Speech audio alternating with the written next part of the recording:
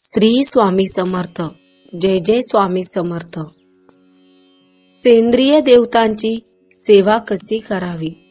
शेताच्या बांधाऱ्यावर अगर घराच्या आजूबाजूस सेंद्रिय दैवते असल्यास त्यांची फक्त अमावस्येला पुढील प्रमाणे पूजा करावी. एक नारळ फोडून तेथे सोडणे. प्रसाद खाऊ नये. मुंजा असल्यास भिजवलेली डाळ व गुळाचा नैवेद्य दाखवणे.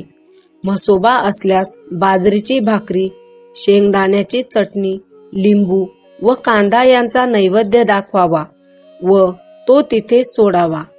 कृपा असण्यासाठी व रक्षा व्हावी म्हणून नमस्कार करावा. म्हसोबाच्या जवळ मावल्या असतात.